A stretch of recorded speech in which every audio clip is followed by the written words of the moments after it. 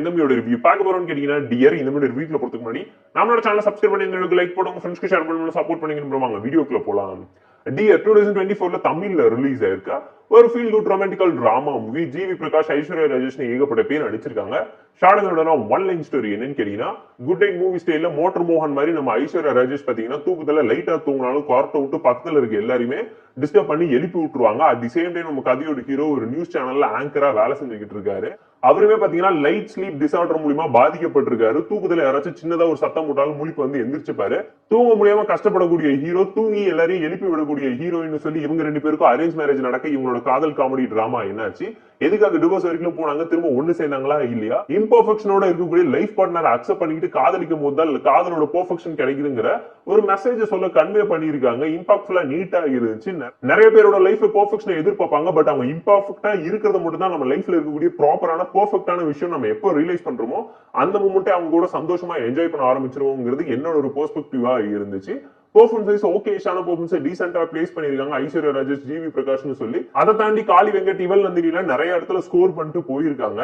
Story wise ரொம்ப ஆவரேஜான concept எடுத்து தான் நரேட் பண்ணிருக்காங்க. யூனிக்கான கான்செப்ட் எடுத்திருந்தாலும் ஆல்ரெடி ஒரு படம் வந்ததுனால எப்படி போர்ட்ரேட் பண்றதுன்னு தெரியாம பயங்கரமா யோசிச்சு செகண்ட் ஹாஃப்ல கோட்டை விட்டு படுத்து தூங்கிட்டாங்க இவங்களே. ஸ்கிரீன் பே பொறுத்தவரைக்கும் ஃபர்ஸ்ட் ஆன் அண்ட் ஆஃப் நிறைய இடத்துல ஒர்க் அவுட் ஆச்சு. நிறைய விஷயத்தை ட்ரை பண்ணணும்னு நினைச்சிருக்காங்க. குட் நைட் மூவில இருந்து யாருமே இன்ஸ்பயர் ஆயிட்டாங்கன்னு சொல்லிடக்கூடாதுங்கிறதுக்காக நிறைய விஷயத்தை அவாய்ட் பண்ணீங்க. மொத்தமா கதையவே அவாய்ட் பண்ணியிருந்தாலே நல்லா இருந்திருக்குங்கிற மாதிரியான ஃபீல தர அளவுக்கு தான் நரேஷனை செகண்ட் ஹாஃப்ல போட்டு சொதப்பி வச்சிட்டாங்க.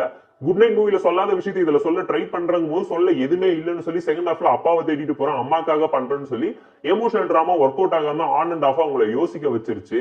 30-40 வருஷமா குடும்பம் பிள்ளை குட்டிங்க எல்லாம் தேவையில்லைன்னு சொல்லிட்டு விட்டுட்டு ஓடி போனவரை தேடி போய் திரும்ப கொண்டாந்து குடும்பம் எல்லாம் ஒண்ணு சேர்ந்துருச்சுன்னு சொல்லி காமெடி பண்ணி ஹீரோ ஹீரோயினோட காதலிச்சாருங்கிற மாதிரியான நரேஷன் அண்ட் பேட்டர்ன் ஆஃப் லைஃப்ல இந்த செகண்ட் ஹாஃப் ரொம்ப ரொட்டீனாவும் அவுடேட்டடாவும் இருந்த மாதிரி தான் எனக்கு ஒரு ஒப்பீனியன் கிடைச்சிச்சு.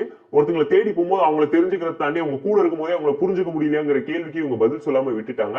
டெக்னிக்கலா ஓகேஷான movie, background scoring, similar reference சொல்லி எல்லாத்தையுமே பார்த்து ப்ராப்பரா தான் பிளேஸ் பண்ணிருக்காங்க. பட் பிலோ ஆவரேஜான ஃபீல கொடுத்துட்டாங்க. அந்த அளவுக்கு இம்ப்ரெசிவான டோன்ல எஃபெக்டிவா இல்ல. ஹீரோ ஹீரோயினுக்கு நடுவில் இருக்கக்கூடிய மேரேஜ்க்கு அப்புறம் இருக்கக்கூடிய லவ் ட்ராமா எதுவுமே எஃபெக்டிவா ஒர்க் அவுட் ஆகல.